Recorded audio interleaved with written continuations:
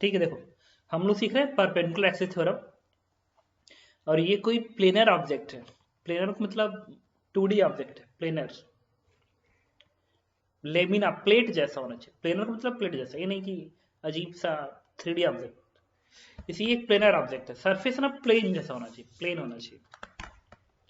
तो ये जो थ्योरम है पहले लिख दो कि ये अप्लाइड होता है for planar object. It is valid for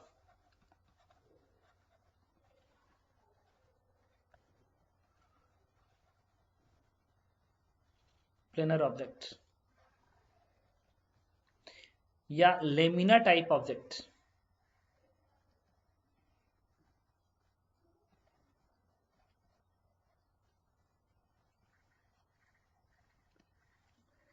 ठीक है,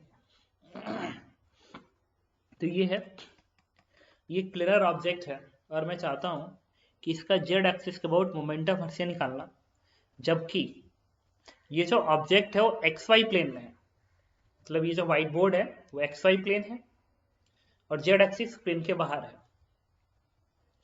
तो ये जो भी लेमिना है ये प्लेनर ऑब्जेक्ट है, वो एक्स वाई प्लेन में है और मैं जेड एक्सिस के अबाउट मोमेंट ऑफ इनर्शिया निकालना चाहता हूँ। तो मैंने यहाँ पे कोई पॉइंट मास सेलेक्ट किया, that mass is M, m1 मान लो या m मान लो, स्मॉल m है। इस पॉइंट का कोऑर्डिनेट है x, y, क्योंकि अगर एक्स वाई प्लेन में है तो जेड तो इसमें है नहीं, तो कोऑर्डिनेट क्या होगा, x, y होगा। तो अगर मैं जेड एक्सिस के अबाउट मोमेंट ऑफ इनर्शिया पूछूं, इट इज आई जेड, तो आई जेड क्या होगा, आई जेड इज नथिंग बट इस पॉइंट का मास m इंटू जेड एक्सिस से दूरी, जेड एक्सिस से दूरी होगी इस पॉइंट मास की। तो अगर ये x y कोऑर्डिनेट है तो जेड एक्सिस से दूरी क्या होगी, x square plus y square का अंडर रूट होगी। मतलब ओरिजिन से दूरी मानोगे इस पॉइंट की, तो ये जो दूरी आएगी, this distance is r, then m r square, and m r square कुछ और नहीं होगा, ये m into r square plus r कह रहा x square plus y square का अंडर रूट बनेगा, स्क्वायर करोगे तो बन जाएगा इतना।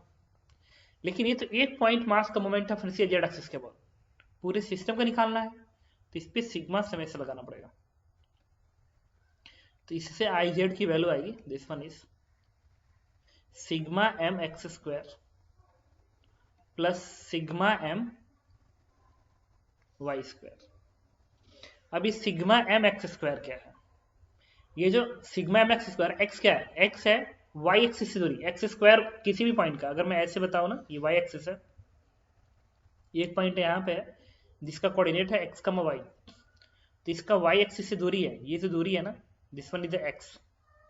तो अगर ये कोई पॉइंट मास है तो इस पॉइंट मास का वाई एक्सिस के about moment inertia, point mass का वाई एक्सिस के अबाउट मोमेंट इनर्शिया बनेगा m इंटू एक्स का स्क्वायर।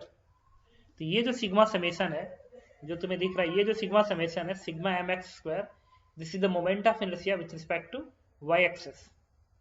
और ये जो moment of inertia sigma m y square, this is moment of inertia with respect to x axis. अगर x axis है तो ये दूरी क्या होगी, this one is the y. तो mass m into y square, mass m into y का square का sigma summation is moment of inertia with respect to x axis, mass m into इस दूरी का स्क्वायर इसके बाद। तो तुम लिख सकते हो I z is equal to I y है, ये आई एक्स है, तो मैं इसको I x plus I Y भी लिख सकता हूँ। बस अलग बात है कि आई एक्स ये वाला है, आई वाई ये वाला है, तो हम इसको अलग से ध्यान रखेंगे कि किसी भी प्लेनर ऑब्जेक्ट में उस प्लेन के परपेंडिकुलर एक्सिस के about moment of inertia I x plus I y के बराबर होता है। तो मैं इसे अलग से हटा के उस पॉइंट को नोट कर देता हूँ, ठीक है, कि जितना तुम्हें याद करना है। कॉपी करना चाहो कॉपी कर सकते हो, अदरवाइज मैं इसको समराइज करता हूँ।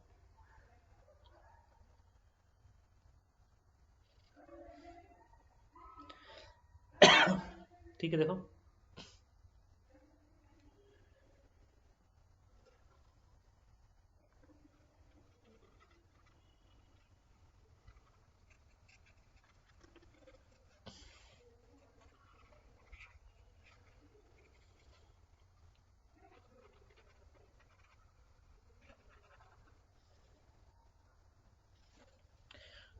तो एक तो लिख दिया कि this formula is valid for planar object या लेमिना ऑब्जेक्ट, एंड सेकेंड जो फॉर्मूला मैं लिखने जा रहा हूँ I z equal to I x plus I y लिखेंगे। इसमें वेयर लिख लेना इसको, where plane of object is in x y plane, where plane of object is in x y plane, मतलब जो प्लेन है इस ऑब्जेक्ट का जो प्लेन दिख रहा है तुम्हें प्लेन, ये एक्स वाई प्लेन है, तो plane of object is in x y plane, ठीक है, and z axis is perpendicular to plane, and z axis is perpendicular to plane. इसके बाद अब इस पे लिखेंगे I z is moment of inertia of object with respect to perpendicular axis on plane. Iz is moment of inertia with respect to perpendicular axis on plane,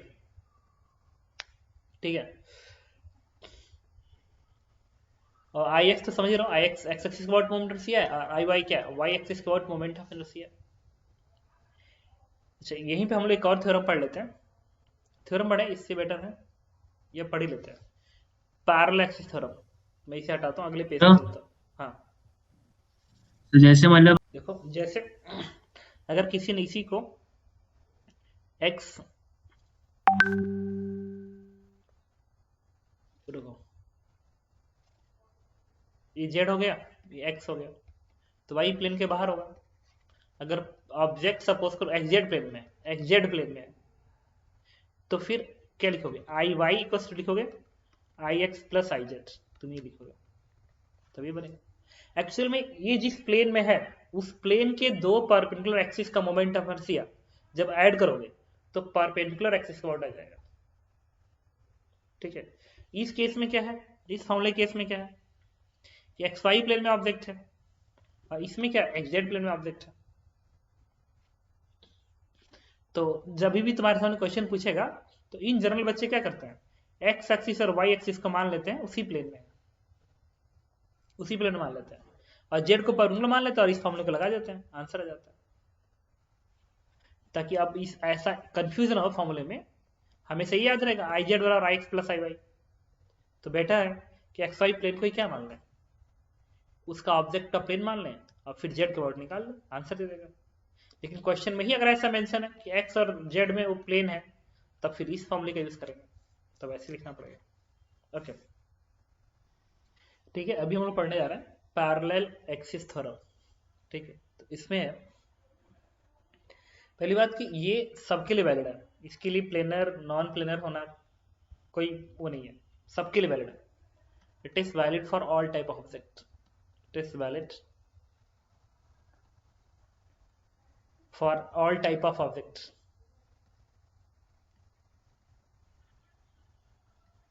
objects like planar या non planar, या non planar, ठीक है।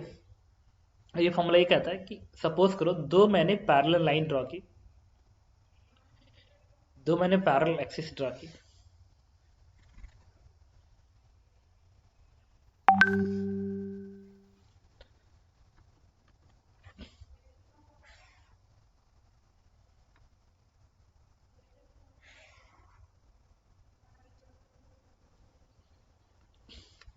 ये दो parallel axis है, 20 की दूरी d के बराबर है,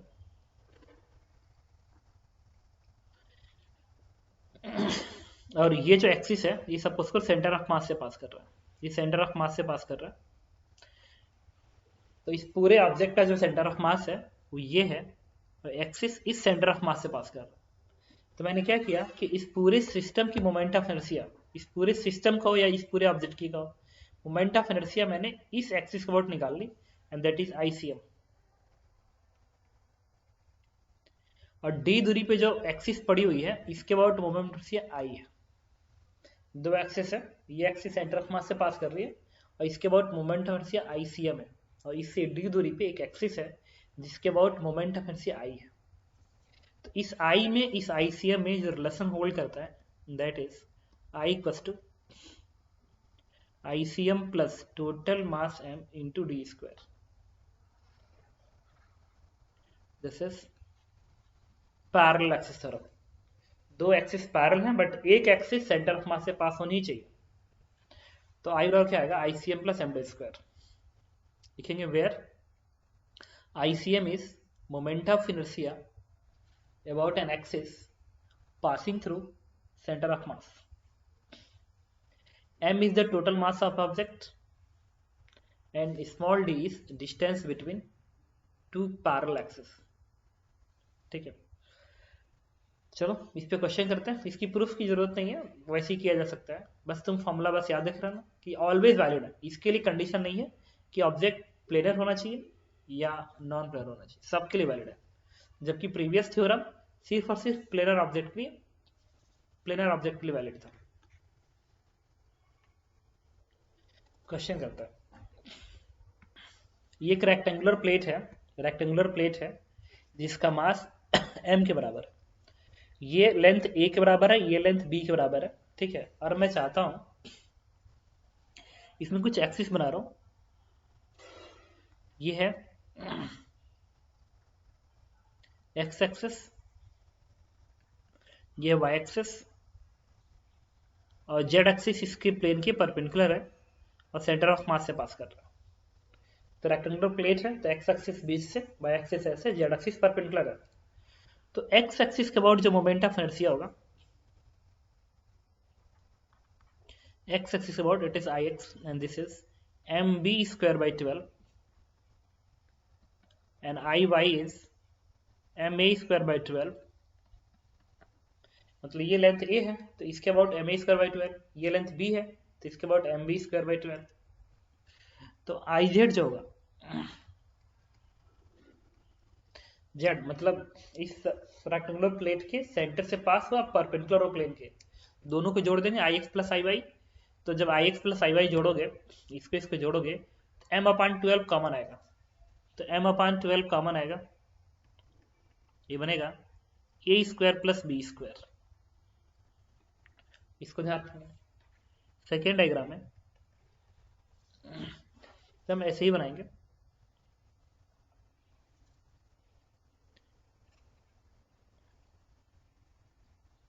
ये एक काम करते हैं, यहीं पे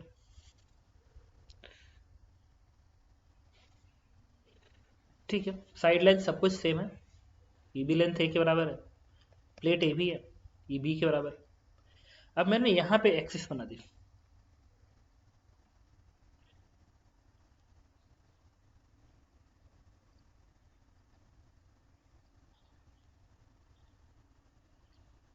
ये जो एक्सिस है, सारे डायग्राम नहीं बनाते,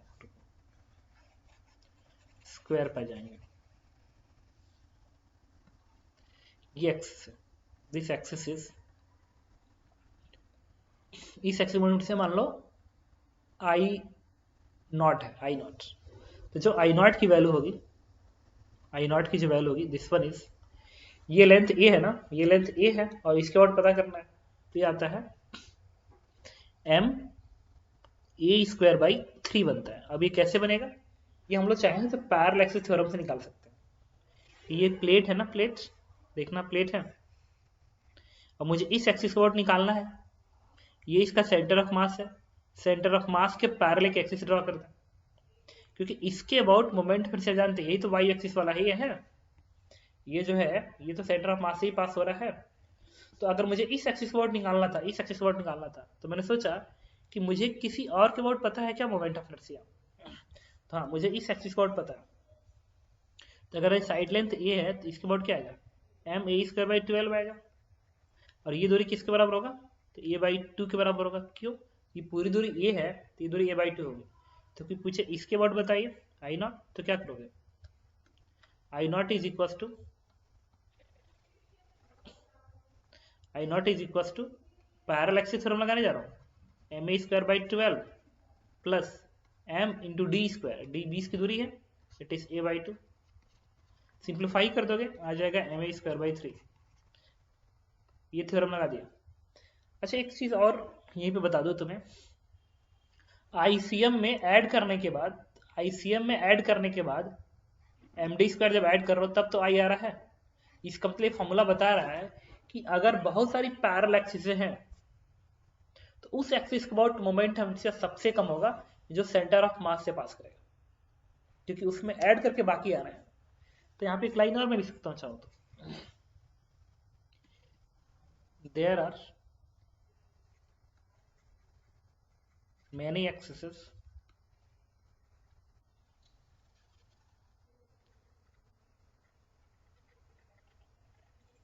parallel to each other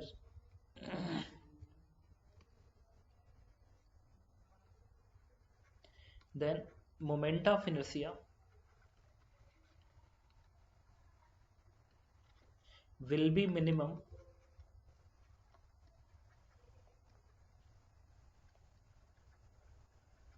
about that axis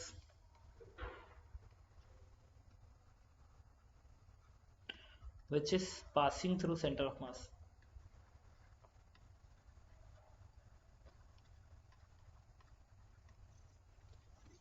इसमें पैरल अंडरलाइन है, ये पैरल अंडरलाइन है, बहुत सारे एक्सिस पैरल होंगी, तो उसके अबाउट सबसे कम आएगा जो एक्सिस सेंटर ऑफ मास से पास करेगी। ठीक है, तो मैं इस डायग्राम को याद रखेंगे हम लोग कि इसके अबाउट m²/3 होती है। सेकेंड डायग्राम है स्क्वायर, अगर यही स्क्वायर होता सपोज करो,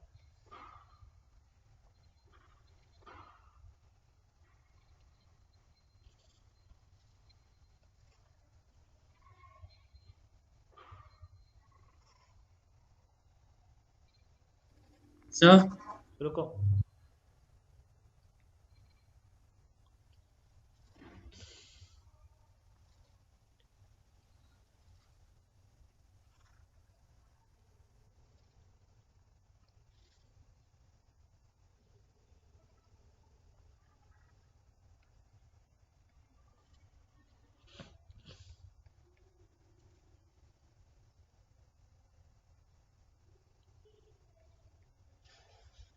देखो स्क्वायर है, लेंथ ए का सारा डायग्राम सेम है, तो जो आई एक्स होगा, again I x x x की बॉडी मोमेंट है, तो साइड लेंथ है ना, ये पे ना परपेंडिकुलर है, इस वाले पे परपेंडिकुलर है, तो आई एक्स क्या लिखोगे, I X is again ma²/12, I Y भी एग्जैक्टली सेम आएगा, आई वाई भी एग्जैक्टली सेम आएगा। इसको एक और चीज मैं चाह रहा हूँ, रुको,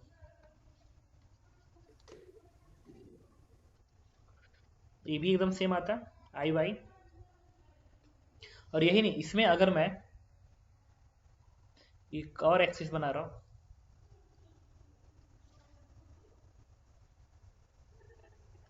अगर मैं ऐसे बनाऊं,